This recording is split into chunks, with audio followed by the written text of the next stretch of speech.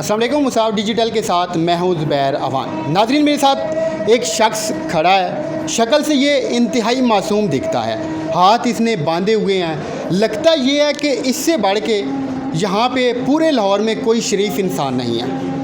थाना शाहदरा है जहाँ पर इसको पुलिस ने अपनी गिरफ्त में लिया हुआ है।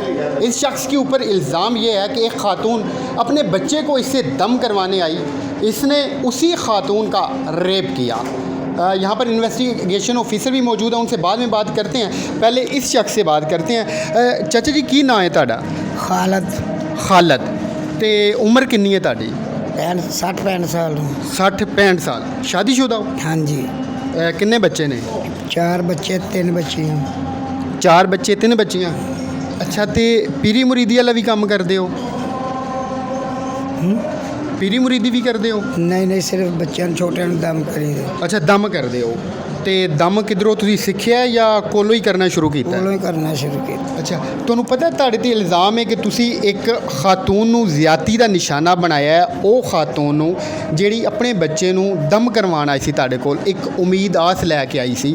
हालांकि उन्हां नूं नहीं आना चाहिए सी, लेकिन उन्होंने इतबार किया, तुहाडे कोल आ गए।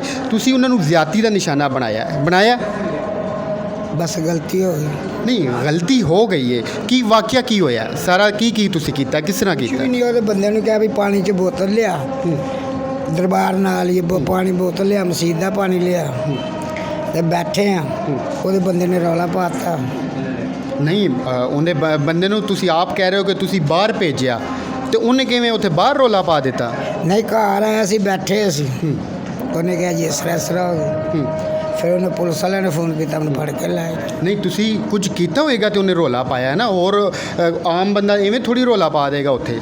मैं ये कुछ भी नहीं किया जी। अच्छा। बस गलती हो गई, मान लिया। नहीं सर, देखो ना, गलती जो मान लिया ना हूँ, तो बस फिर।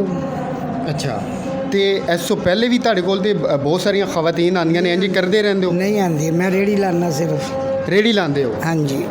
तो किन्ने टाइम तो ये तुसी दम दरूद का काम कर रहे हो? 2 साल। 2 साल तो? ते केड़े दम करदे हो, कादा दम करदे हो? ना लैके फूक मार दी थी। अच्छा, हाँ जी। सही। तो इस तो पहले भी एहो जी हरकत की या पहली बार की? पहली जिंदगी की पहली है। पहली हरकत है जी। तो कोई शर्मिंदगी हो रही है? बहुत सारी शर्मिंदगी हो रही, मुँह दिखाने के काबल नहीं हूँ मैं, ना घर च ना बाहर च। तो जेह्ड़े तुहाडे बच्चे ने या जेह्ड़ी तुहाडी बेगम है, वो वेख रहे ने, वो की लोकां नूं मूँह विखाणगे कि तुसीं सोचेआ? बस शर्मी हो गई ना, तां को पीछे नहीं आ रहा, ना बच्चा ना बीवी, कोई भी नहीं पीछे आ रहा। नहीं। उन्हां दा नहीं आना बनदा ना। एक बंदा इहो जी हरकत करे तो किस तरह उम्मीद रखे कि उनके बीवी बच्चे आएंगे? जी हाँ। इन्वेस्टिगेशन ऑफिसर अदनान साहब मौजूद हैं। सर, ये सारा क्या वाक़या? सर, हम रूटीन वाइज जो गश्त कर रहे थे तो हमें कॉल आई। तो जब हमने कॉल पर फौरी एक्शन लिया तो हम मौका जो कुआ देखने के लिए वहाँ पर पहुँचे हैं। तो हमने इनको उधर रेड हैंड पकड़ा है।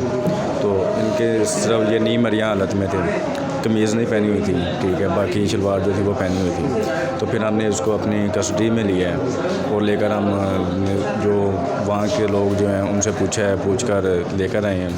और लोगों ने बताया कि ये कसाई का काम करता है, कसाब है ये ज़ात का, और इसने जाली पीरी मुरीदी का जो है ना वो अपना कारोबार शुरू किया हुआ था साथ ही। और अब भी हम इनसे मज़ीद जो है वो तफ्तीश करेंगे और पूछेंगे कि ऐसा इसने सिर्फ कितनी औरतों के साथ किया और कितने साल से ये काम जो है ना ये अपना सर अंजाम दे रही हैं।